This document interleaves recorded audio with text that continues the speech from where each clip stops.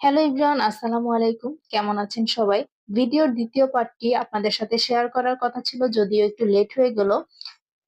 সকাল সকাল ঘুম থেকে উঠে ড্রয়িং রুমের যে নাজেহাল অবস্থা দেখা গেল, তাই ভাবলাম যেহেতু আজকে মেহমান আসবে, তাই এরকম অবস্থা তো করে রাখা যায় না। তাই যতটুকু সম্ভব পেরেছি মনের মতো পরিপাটি করে ড্রয়িং রুমটা গুছানোর চেষ্টা করেছি। এটা হচ্ছে আব্বু আম্মুর রুম, মানে আমার শ্বশুর শাশুড়ির রুম। এই রুমটা আমি সবার আগেই গুছিয়ে ফেলেছি।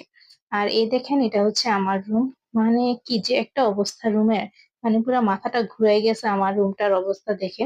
অনেকটা সময় লেগে গেছে আমার এই রুমটা গুছাতে। তাই যতটুকু পেরেছি রুমটাকে একটু একটু করে গুছিয়ে রাখার চেষ্টা করেছি। ঘর গোছানো শেষ করে চলে গেলাম রান্নাঘরে।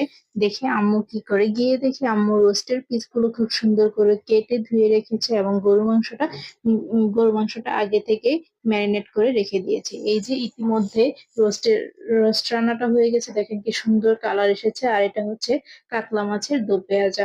এখানে অনেকগুলো ডিম ভেজে রেখেছি, আর চুলায় বসিয়ে দিয়েছি চিংড়ি মাছের মালাইকারি। চিংড়ি মাছের মালাইকারিটা প্রায় অনেকটাই হয়েছে। আমার আম্মুর হাতে চিংড়ি মাছের মালাইকারিটা খুবই খুবই মজার। আমরা বাসার সবাই খুবই পছন্দ করি। আর এখানে বসিয়ে দিয়েছি হচ্ছে কাতলা মাছের যে মাথাটা, ওইটা দিয়ে মুগ ডাল রান্না করতেছে।